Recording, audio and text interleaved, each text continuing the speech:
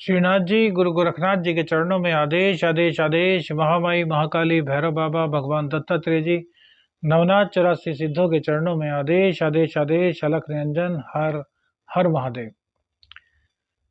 आज बात करेंगे बुधवार की। गणपति जी के चरणों में नमन करते हुए आज के दिन की शुरुआत करेंगे। 6 दिसंबर 2023 मार्ग शीर्ष कृष्ण पक्ष की नवमी तिथि रहेगी।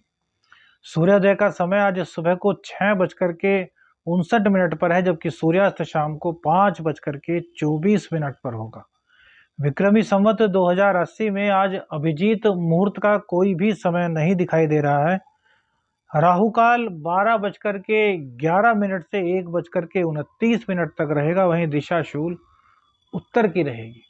यह राशिफल आपकी चंद्र राशि के आधार पर है। यदि आप अपनी चंद्र राशि नहीं जानते तो नाम राशि के आधार पर इस राशिफल को देख सकते हैं। लग्न और राशि दोनों से ही राशिफल देखना चाहिए। अब बात करते हैं आज का कन्या राशिफल। केतु देव आपके लग्न में विराजमान रहेंगे। शुक्र देव सेकंड हाउस में मूल त्रिकोण राशि में, सूर्य और मंगल तृतीय भाव में, बुध देव चतुर्थ भाव में, शनिदेव षष्ठ भाव में, राहु सप्तम में, बृहस्पति देव अष्टम भाव में, चंद्रदेव द्वादश भाव में विराजमान रहेंगे और शाम होते होते ये आपके लग्न में आ जाएंगे और सूर्य देव के नक्षत्र से इनका गोचर होगा, कि परम कल्याणकारी होगा। आज भैरव बाबा का भंडारा है, तो आप सभी लोग आमंत्रित हैं महाकाल भैरव बाबा के भंडारे में। आज हमारा जन्मदिन भी है, आपके एस्ट्रो शास्त्र मित्र का जन्मदिन है, तो आप सभी लोग प्रभु से आराधना कीजिए कि हम आपकी हमेशा इसी प्रकार से सेवा करते रहें, हमें आप सभी का आशीर्वाद और प्यार सम्मान मिलता रहे। आदेश आदेश। देखिए, चंद्रदेव एकादशेष का 12वें स्थान में रहना, जैसे कि हमने बताया था कि खर्चों की अधिकता है, लेकिन आज खर्चों की अधिकता थोड़ी कम हो जाएगी और आपकी इनकम आज बढ़ जाएगी। इसका सबसे पहला कारण तो है कि सुबह के समय तो शनिदेव से चंद्रदेव दृष्ट रहेंगे, लेकिन चूंकि आज सूर्य देव के नक्षत्र से चंद्रदेव गोचर करेंगे तो शनिदेव का ज्यादा असर चंद्रदेव पर नहीं पड़ेगा और दोपहर होते होते चंद्रदेव जो है आपकी राशि में केतु के साथ आ जाएंगे, तो राहु से दृष्ट होंगे, तो यहाँ पर ग्रहण योग। तो देखिए, शनि देव के कारण जो मानसिक परेशानियां थी वो तो कम होंगी, लेकिन केतु इनकी पावर को बढ़ाएगा, ये बात सही है। लेकिन राहु के दृष्ट होने के कारण क्या होगा, तो मानसिक चिंता की स्थिति अवश्य आपकी कुंडली में बनेगी। अब कैसी चिंता, तो देखिए राहु कहां पर बैठे हुए हैं, राहु सप्तम भाव में बैठे हुए हैं। तो सप्तम भाव से संबंधित चिंता अर्थात पति पत्नी के बीच मतभेद, दांपत्य जीवन में कलह, या फिर दांपत्य जीवन में एक दूसरे के विचारों से सहमत ना होना। बहुत से लोग से जब हम पूछते हैं कि भाई आपके दांपत्य में दिक्कत है, नहीं जी कोई दिक्कत नहीं, कलह नहीं होती जी बिल्कुल भी। अच्छा, विचार दोनों के एक है, नहीं जी। अरे भैया कमाल करते हो, जब विचारों में भिन्नता है तो फिर प्रेम कहाँ हुआ। देखिए, आप दोनों में प्रेम है तो विचार आपके धीरे धीरे एक होने शुरू हो जाएंगे, आप एक निष्कर्ष पर पहुंच जाएंगे कि चलिए थोड़ी बात आपकी मान लेते हैं, थोड़ी बात हमारी मान लीजिए, तो एक निष्कर्ष निकलेगा। लेकिन जब वो कभी निष्कर्ष निकले ही ना, तो क्या आप उसको कह सकते हैं कि आपका दाम्पत्य जीवन अच्छा है। हर वक्त किसी न किसी बात को लेकर आप दोनों के बीच चिंता रहेगी कि दाम्पत्य जीवन में ऐसा नहीं होना चाहिए। दाम्पत्य जीवन एक वाहन के दो पहिए हैं। अब एक पहिया पीछे की ओर चले, एक पहिया आगे की ओर, तो क्या वाहन चल सकता है? हाँ, दोनों एक ही सिरे से जुड़े हुए हैं, तो दोनों में प्रेम है।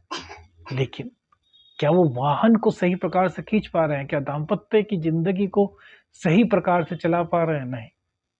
आप सभी लोग कहेंगे तो भैया खाली कलह होना ही दाम्पत्य को बेकार नहीं बनाता। विचारों में हर वक्त भिन्नता, यह भी दाम्पत्य को कहीं ना कहीं खराब करता है। और आज यही स्थिति राहु की वजह से बनने वाली है, क्योंकि राहु भ्रम पैदा करता है और यही भ्रम आपके दाम्पत्य जीवन में कहीं ना कहीं पैदा होने वाला है।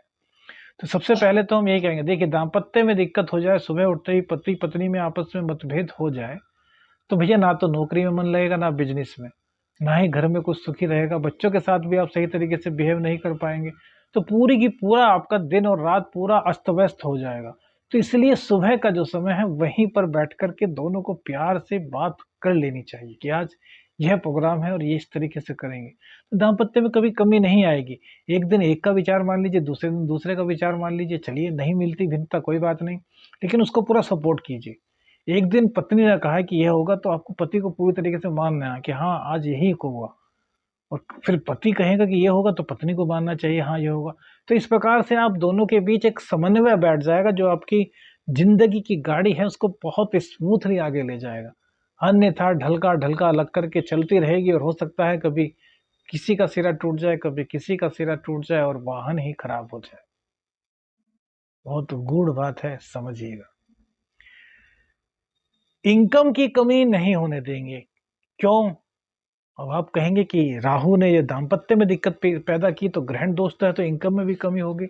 इनकम में हल्की फुल्की कमी अगर चंद्रदेव पीड़ित हैं तो हो सकती है, अन्यथा नहीं होगी, क्योंकि सूर्यदेव के नक्षत्र से चंद्रदेव हैं। रानी जो है वो राजा के नक्षत्र से गोचर कर रही है, और राजा की दृष्टि सीधी नवम भाव पर है, और सेनापति भी वहां पर है। तो इसलिए इनकम को लेकर के आपको घबराने की कोई भी आवश्यकता आज नहीं रहेगी। भाग्य आपका पूरा सपोर्ट करेगा, क्योंकि शुक्र देव मूल त्रिकोण राशि में है, भाग्येश मूल त्रिकोण राशि में है, जहाँ की पूर्ण रूप से बलशाली होते हैं। शुक्रदेव की जैसे जैसे पावर बढ़ रही है, डिग्री बढ़ रही है, तो ये आपके लिए और लाभकारी होगा। हमने कहा कि दिसंबर का महीना आपके लिए बहुत ही श्रेष्ठकर है। जिन लोगों की कुंडली में मारक दशा नहीं चल रही, बेकार दशा नहीं चल रही, इन 12 महीनों की अपेक्षा यह महीना आपके लिए बहुत अच्छा रहने वाला है। शुक्रदेव आपकी कुंडली में यदि अच्छे हैं, पीड़ित नहीं है, नीच के नहीं है, तो अकेले शुक्रदेव, क्योंकि शुक्र और बृहस्पति एक दूसरे को देख रहे हैं, बृहस्पति देव आपकी कुंडली में मजबूत हो और शुक्र देव आपकी कुंडली में मजबूत हो, तो यह महीना 2023 का सबसे बेस्ट महीना आपके लिए बनने वाला है। सूर्यदेव और मंगल की दृष्टि नवम भाव पर पड़ना आपके धर्म को जागृत करती है। जितना आप धार्मिक कार्य में अभिरुचि लेंगे, उतना आपका भाग्य बढ़ेगा। जितना आप भाग्य की तरफ बिना पुरुषार्थ करे भागेंगे, उतना आपका भाग्य कमजोर होगा। पुरुषार्थ करके धार्मिक कार्य करते हुए भाग्य का जितना साथ चाहेंगे, उतना साथ आपको मिलेगा। स्त्री का सहयोग लीजिए।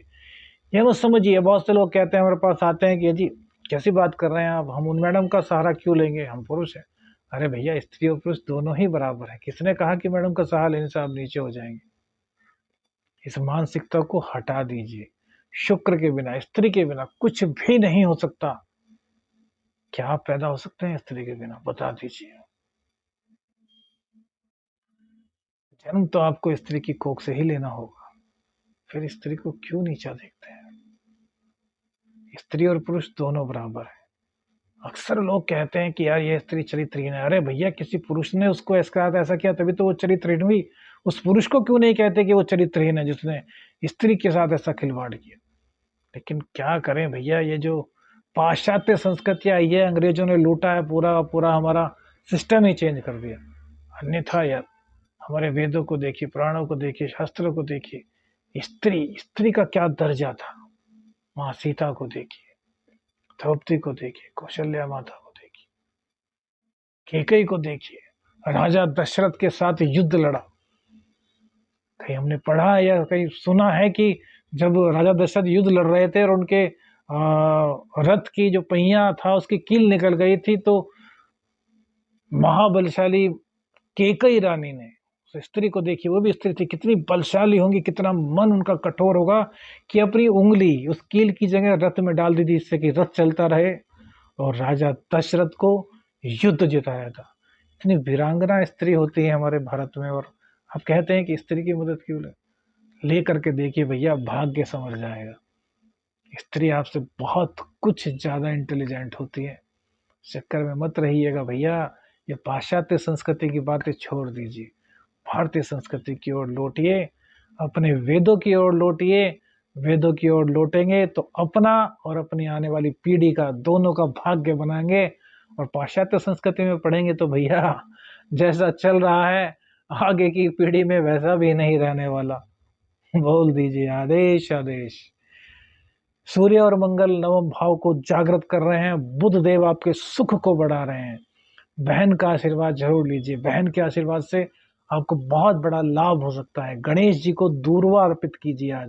गणेश जी को दूर्वा अर्पित करने से आपकी हर तरह की दिक्कत दूर होंगी, क्योंकि आपके लग्नेश और आपके दशमेश और बुध देवता है। बुध देव को इस दौरान जितना मजबूत आप कर सकते हैं कीजिए।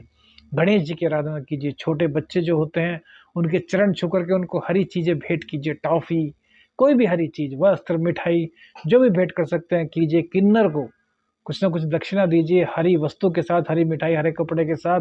बुध देव मजबूत होंगे, युवराज मजबूत होंगे तो व्यापार आपका दौड़ेगा।